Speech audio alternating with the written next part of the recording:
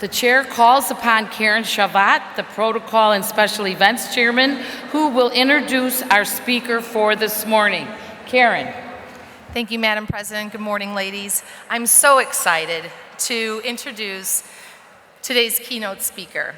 Having just retired from a 20-year career in law enforcement, he comes from the intense world of the SWAT team, where he worked as a hostage negotiator, trained in negotiation by the FBI and at Harvard University to bring verbal influence and peaceful resolutions to even the most challenging situations.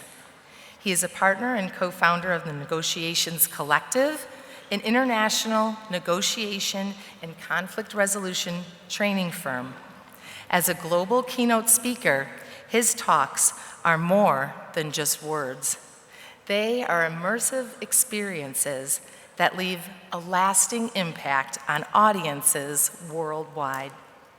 You'll emerge from this session with the curiosity and perspective needed to gain powerful influence, propelling you toward the success you desire. Please join me in welcoming to the stage our keynote speaker, Scott Tillema.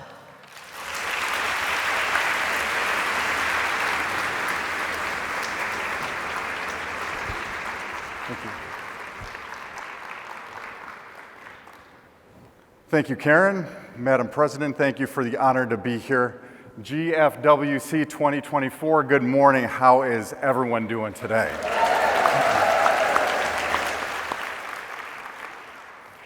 I believe that leading with influence is the most important skill you can have for your success. And there are two elements critical to having influence, and that's communication and connection. And today I've drafted a keynote to focus on these two areas.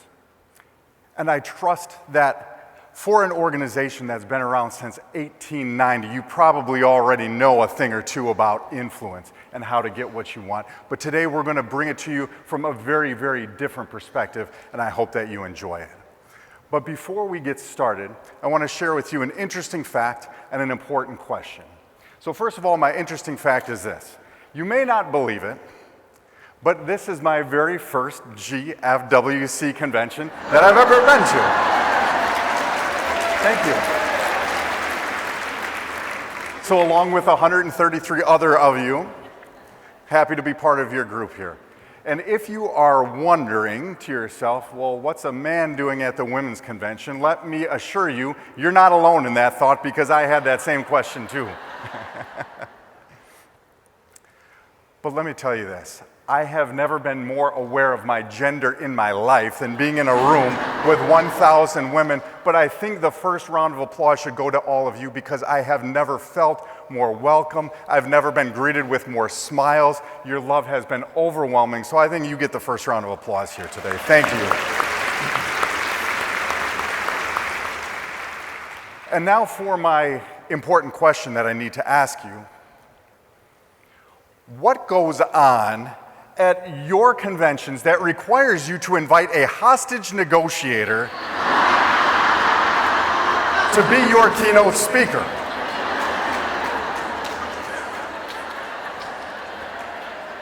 And I had been thinking about that, but then I was invited to your welcome banquet last night and I got my answer. And I thought that we probably not only needed one, I should have brought the whole team. So I think that we are ready to go today. So I like to share my work as a negotiator, and people always want to hear the good stories. So I have so many negotiation stories that I want to share, but I think that you would really be interested in hearing my most intense negotiation of my life. And it goes like this. This is my puppy. Her name is Princess Arfi Rapunzel Tillema of Tuscany. If you're wondering, yes, we have 3 small children at home. And let me share with you the story of how she came into our lives. First of all, where are my pet people at in the room? Oh my goodness.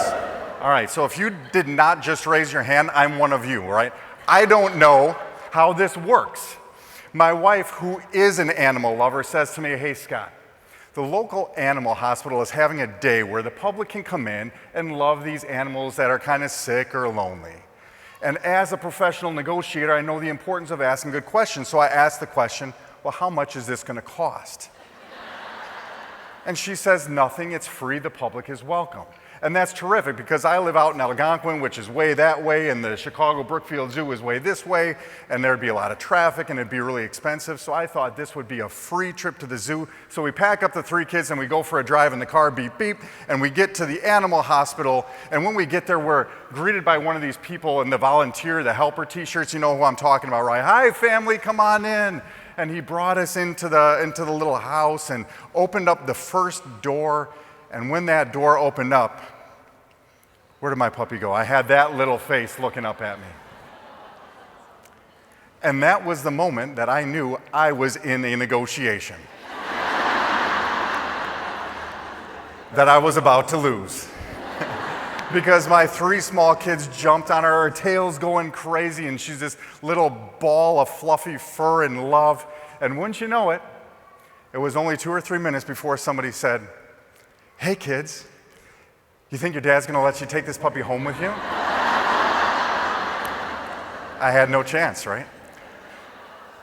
So of course the answer was yes, and she comes home with us. And I share with you this story not to highlight that I'm a poor negotiator, and certainly my wife is much better than I am at this, but to highlight how people make decisions. If we want to influence others and be powerful in our results, we have to understand that we are emotional people.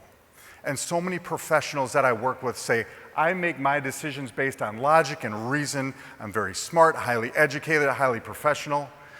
But the researchers at Harvard University, they went to work, they did the research, and they've concluded that 95% of our decisions are based on emotion. And Chicago Booth just released their findings. 90% of our decisions are based on emotion, in the subconscious. And yet we try to be influential using facts, figures, data, and charts. And we've been told time and time again, don't be so emotional. We try to keep emotions out of the workplace, but this is what makes us human. This is what makes us special. So everything we do is driven by emotion. And with that, I'd like to share 3 principles about my work that I've learned in my work in hostage and crisis negotiation that I think might be useful to you as you find success for your clubs, for your communities, for our country, for the people that we serve and love.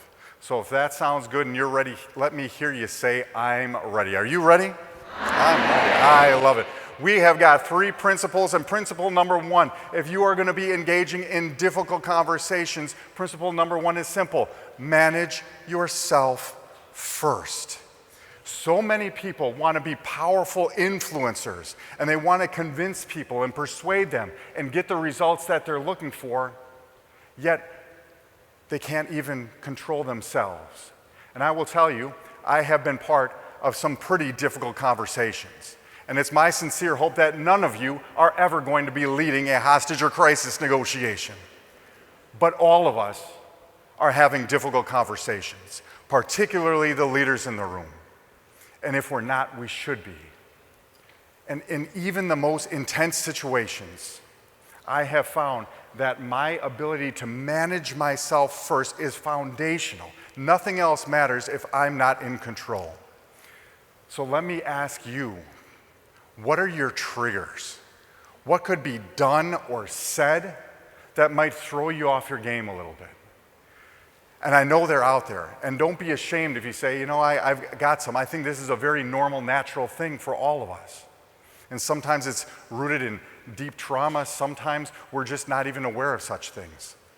But managing ourselves is critical, and understanding what can be done, what can be said that's going to throw me off a little bit. So when it is done, it doesn't surprise you and you can manage your reaction. So I'd like to get going with a bit of an exercise, if that's okay with all of you. Now, we're not going to be doing exercise, but maybe an exercise. So here's what we're going to do. On the next slide, I'm going to show you a picture. I took this picture myself. Sometimes I just take pictures of things and throw them up in my slides.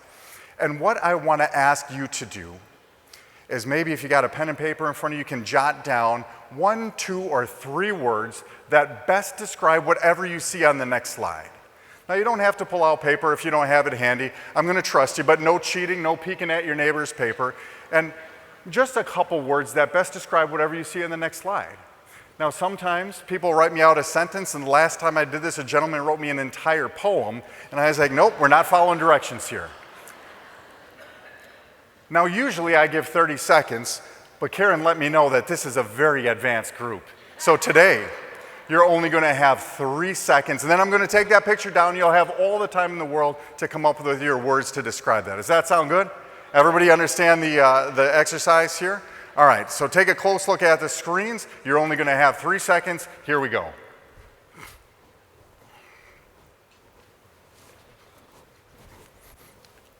All right, take a moment.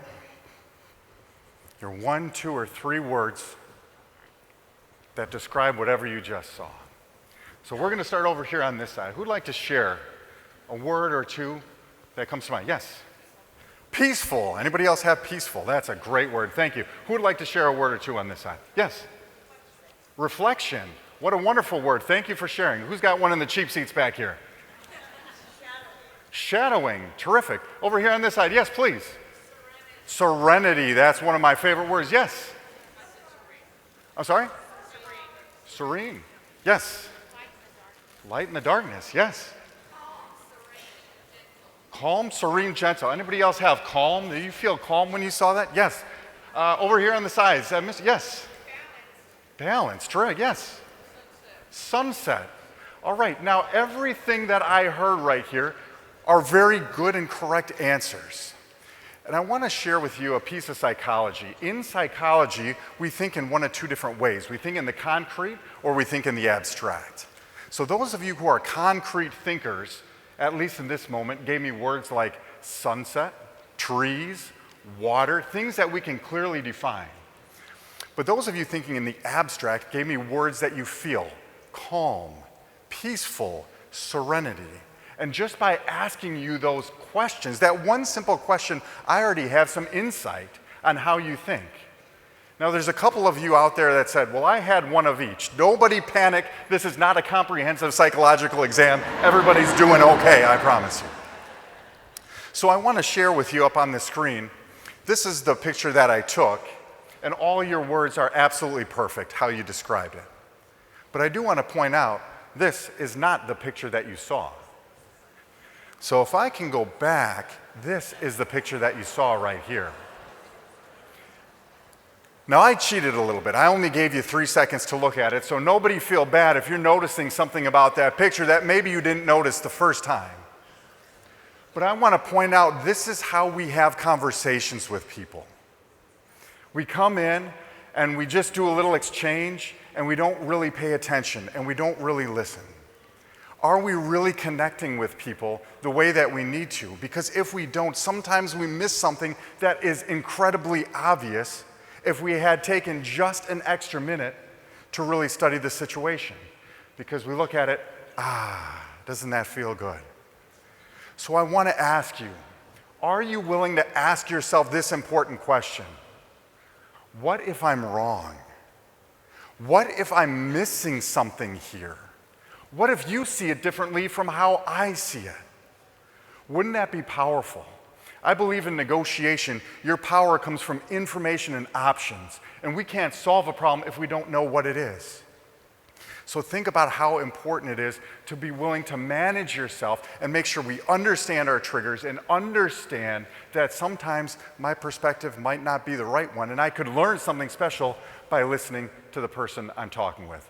So takeaway from principle number 1 is this: by managing myself first, I am in the best position to find success. So let me ask you, what is getting in your way from managing yourself first? Do you have a little work that you can do to take yourself and make yourself even better, even stronger in your interactions? And I would say for even the best leaders in the room, all of us have room to grow. Let's manage ourselves first to find incredible results. All right, principle number 2. Your ability to communicate can change the world. And I have been part of life or death conversations where everything that was said, how we said everything, it all matters. And sometimes people say, Scott, aren't we getting a little picky by finding a word or two? And my thought is there's no such thing as something that's unimportant when lives are on the line. So I want to talk a little bit about communication, and I want to share with you a story of my wife.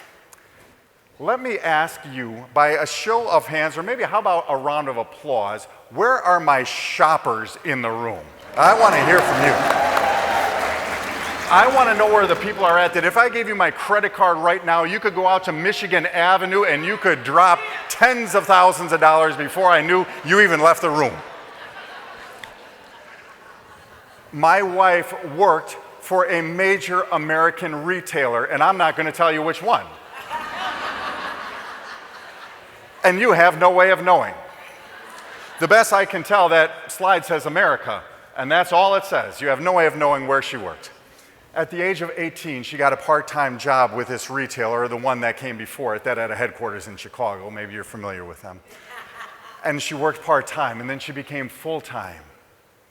And for the next 24 years of her life, she gave her professional commitment to this company. And I know that many of you have had similar experiences where you invest so much of yourself in your company, in your organization. And let me share with you what happened on June 25th, 2020. She received an email. And on that email, they talked about restructuring. They talked about COVID, yada, yada, yada. Regretfully, we are unable to continue your employment at this time. Your last day is on June 30th. She was given a 5-day notice on her email that she had been fired after 24 years. And I'm not here to call out this company. There were many companies and many situations just like that. But you don't know my wife. But I want to ask you, how did that email make her feel? Thumbs up if she felt good, thumbs down if it was not so good. I'm seeing some of you with 2 thumbs down. I think that's about right. She was waiting for a phone call from somebody in the organization to say, hey, I'm sorry. I'm sure you understand these are tough, unusual times. And that phone call never came. So for the next days and weeks and months, how did she feel? Did she get better, or did that continue to grow? I'll tell you that anger continued to grow. And you'll never believe what happened. I don't want to ruin how COVID turned out, but guess what happened? Society reopened. The shopping malls came back, and the stores opened once again. And this time, 3 months later in September, she received a phone call from someone at this organization, and guess what? They needed employees to staff the stores. They asked her to come back to work. And after 3 months of thinking about how she felt and how she was treated by that email, what do you suppose that answer was when she finally had somebody on the phone? And how good do you think she felt when she said that? It felt amazing to her. How we communicate with each other is not something that we think about very often. So often we default to where we begin rather than where we want to go. Is email the very best form of communication in this situation? It might get the job done very quickly, but what are the results of it? It wasn't helpful. So I want you to consider not only what we say and how we say it, but what means are we using to communicate, and is that most effective for what we want to do? So I will share with you that I was trained by the FBI in hostage and crisis negotiation, and it was probably the greatest moment of my life to find out that I was selected to be a hostage negotiator on a regional SWAT team. So they told me, you're going to go off to the FBI school and you are going to learn how to communicate and how to negotiate and how to influence at the very highest levels. And I will tell you, on day one, I was excited because they were going to teach me how to say, I can say the magic phrase, because the FBI has to know what it is. The magic phrase I can say to make anybody do anything I want them to do. Guess what? They didn't teach us that. And on day one, they taught us the 8 skills of active listening. And I had that moment where I said, listen, I'm a grown-up, I'm an adult, I know how to listen. I got this part down like when I was in first grade. But on day 2, we were doing listening exercises and learning the 8 skills of active listening. Day 3, more listening exercises. And by Friday, I figure we have to be getting to the good stuff here pretty soon. Guess what we were doing on Friday? We were learning how to be good listeners. And we had to know what each one of these meant and the power behind it. And I learned in the course of a week that I was not a good listener. I had work to do. And this one slide is probably 2 hours of our full day class on conflict resolution. But I do want to point out 2 that I think are really critical. If you can master 2 skills, you're going to be in a really, really good spot. Asking good, open-ended questions of somebody else, I think, is the most important of all the skills up here, along with emotion labeling. Are we connecting not only with what's being said, but the emotion behind what's being said? Because people want to feel like they have been heard. And when people feel like they've been heard, that is when we start to find a real connection. So I want to ask you, are you a great listener? Is there room for improvement? And if you feel there is room for improvement on your ability to be a great listener, I want you to study these 8 skills and put them into practice. And I promise you, nobody has ever told me, hey, Scott, I've been working really hard to become a better listener, and I am a better listener, and the people around me, well, they don't really like that so much. People are going to notice when you invest in your communication skills and say, I am going to get even better. If I say the words, Mary had a little lamb, do you know what I'm talking about? Everybody know what I'm talking about? Okay. Now, I'm a drummer. I won't do any singing for you, but I trust most of you know it's a nursery rhyme. So I want to do a little talk back session where I'm going to tell you a story, and I want to hear from you what it is you heard me say, because we're going to talk about not what we're going to say, but how we're going to say it. We're going to focus on the delivery here for a second. So the first story is an easy one. It goes like this. Mary had a little lamb. I told you very clearly that she had one, right? So what if I told you a completely different story? And the story goes like this. Mary had a little lamb. I told you very clearly that the lamb was small, tiny, right? What if I told you this story? Mary had a little lamb. You know, it's not Deb's lamb. It's not Karen's lamb. You know that it's Mary's little lamb, right? Mary had a little lamb. You know it's not a hippopotamus, a giraffe, a gorilla, a chinchilla. You know that it's a lamb, right? But also, I do have some bad news for all of you. And I didn't want to have to be the one to share it with you, but I will. Mary had a little lamb. Guess what's for lunch today? Right out these back doors here to the right. We've got a nice buffet for all of you. When we go back and read the transcripts of this keynote, what the readers are going to read is this. Mary had a little lamb, Mary had a little lamb, Mary had a little lamb, Mary had a little lamb. They're going to be concerned that there's a problem going on with my keynote. But what each one of you experienced is not only what I said, because the content never changed, but how I said it. And I want to challenge you to be mindful of your delivery, not what you say, but how you say it. And I cheated a little bit. I threw in some of those body language techniques that are so powerful in communication. So our takeaway on tactic number 2 is this. I will communicate with compassion, attention, and mindfulness. There is no such thing as a throwaway conversation. There is no such thing as somebody who is unimportant. I want you to think back in your mind to the most important relationships you have in your life today. I bet you don't recall that very first conversation of many of them, because that first conversation was probably another introduction, probably no different than any other person that you met. We don't know where we can build connection. And our ability to build that connection begins with our ability to communicate. And I want you to be great and powerful communicators. We're cruising right along. Principle number 3 is this: always create connection. Because if you are not creating connection, I will propose to you that you are creating disconnection.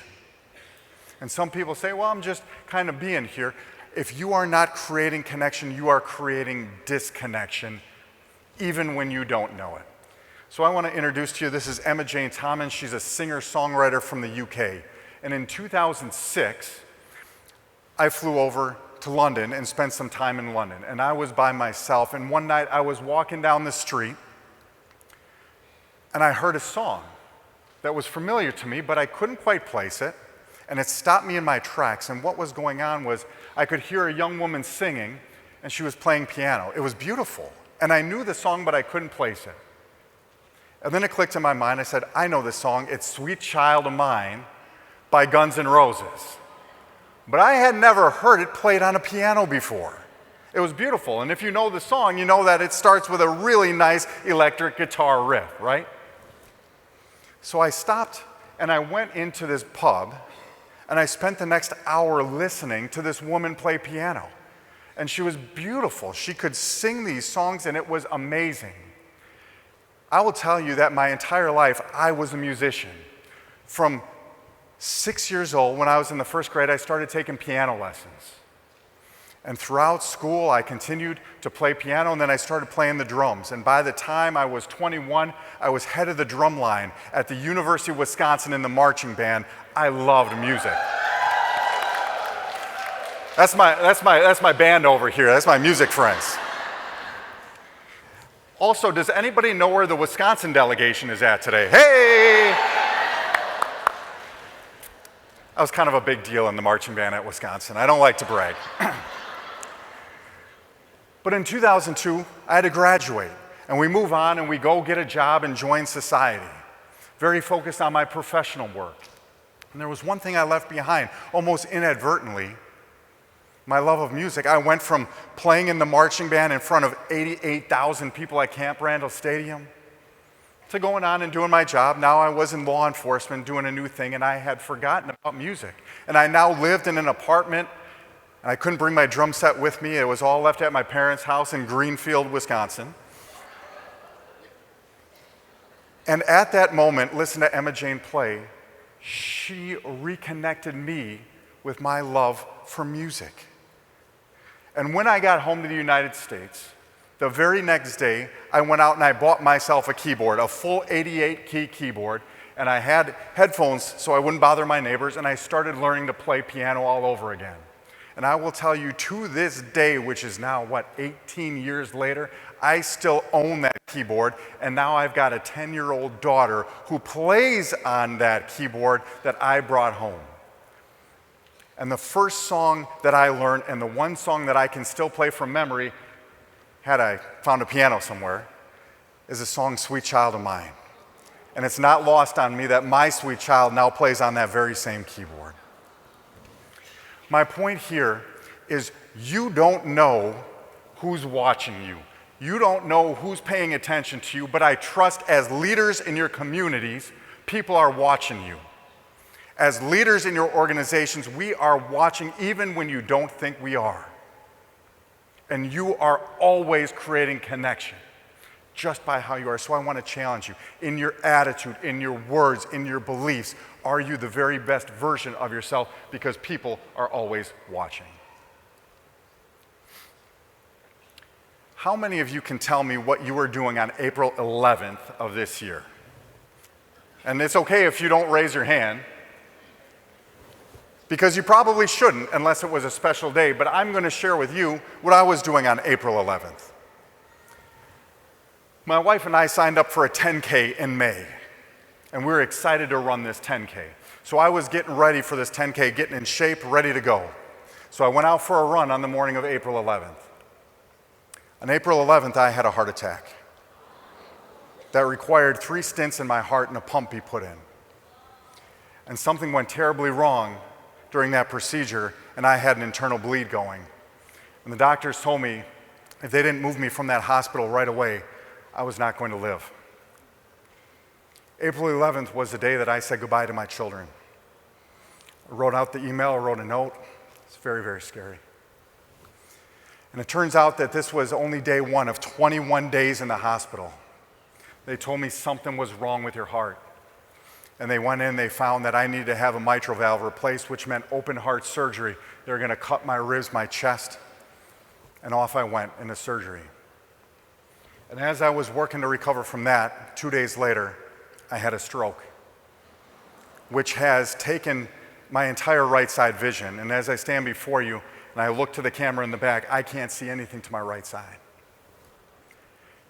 And in the 21 days I spent in the hospital, I had a lot of discussions with myself about my purpose. And I will share with you my professional purpose is this: to inspire people of all backgrounds to be powerful negotiators and powerful leaders. And I knew that I could not do that if I were laying in a hospital bed. And the surgeon came in and asked, what kind of work do you do? And I said, I'm a professional global keynote speaker. I've got events in Australia and Italy and all across the US. And that doctor said, you can go ahead and cancel those. You will be doing nothing for the next 3 months. So one by one, we reached out to all my clients around the world and canceled every speaking event for the next 3 months. Now, for those of you who are good at math, you're going to realize that something here doesn't add up. And I reached out to my friend Karen, and I said, Karen, we are going to keep one event on the calendar, and it is going to be GFWC.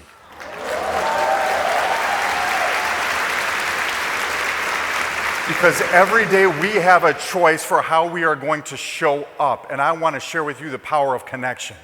When I was in the hospital bed and I couldn't see and I couldn't stand up because I was being held together with 8 wires in my ribs, I envisioned each of you. I could envision this room. This is my first keynote talk in 3 months, and I could feel your energy. I could feel your love. I could feel you saying, we're coming back.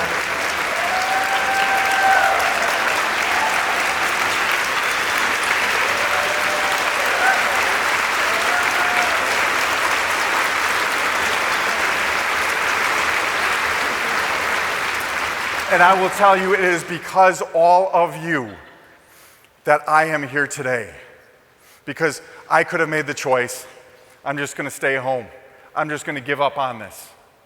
My wife's got a job, she's got insurance, she can take care of things.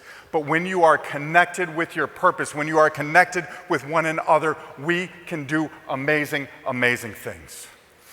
So we've covered, thank you. Principle number 3, here's your takeaway. Connection comes before influence. If you want to influence others, if you want to achieve great things, it begins with connection. And I teach hostage negotiators from across the country, and I tell them, your job is not to free the hostages, your job is to create a bond. Because once we have a bond, we can do amazing things. So in closing, I just want to say this. I want to connect with all of you. So at the last slide, I'm going to put my QR code up there. And on there, if you're on LinkedIn, you can scan that and we can connect. If you're on Instagram, you can scan that and we connect. If you want to send me an email, my email is up there. And if you send me a note, I'm going to send you one back personally, no automated response. I want to make sure that we can connect because I believe strongly this is so, so important. And as I said earlier, I believe that your ability to lead with influence is the most important skill you can have. And once you get good at this, people are going to notice. You are going to elevate your communication. You are going to elevate your connection. And you are going to find success. You're going to find peace and happiness, not just for you, but for the people and organizations that you serve and you love. And it's not easy, because disconnection is all around us, isn't it? And I want to tell you, disconnection is the enemy. And disconnection is knocking at the door. Disconnection has destroyed families. It has broken homes. It has broken hearts. It has taken down corporations. It has taken down governments and destroyed entire countries. But this is not a talk about fear. This is a talk about what could be. Because through connection, we can find great things. And by leading with influence, we can find the results we are looking for. By leading with influence, we can build federations, we can build clubs, we can build community, we can find the results that only we can dream of. When we lead with influence, I believe that everything is possible. Thank you all for joining me today for Leading with Influence. Thank you. Thank you. Thank you. Thank you.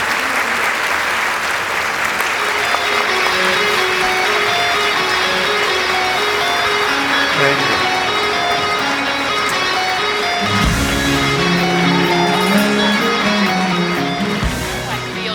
I feel so short. But anyway, Scott, that was a wonderful message you sent to all of us. Don't you agree? Yes. Now, after you telling me about what happened on April 11th, not a good gift. Well, but share it. Please share this. And I know you probably know this famous chocolate company here in Chicago. Please share it with your family. They don't need to know. Oh, okay. You can do what you want, and thank you again. Karen, thank you. Thank you, thank you. All right. Very good. Thank you. Yay.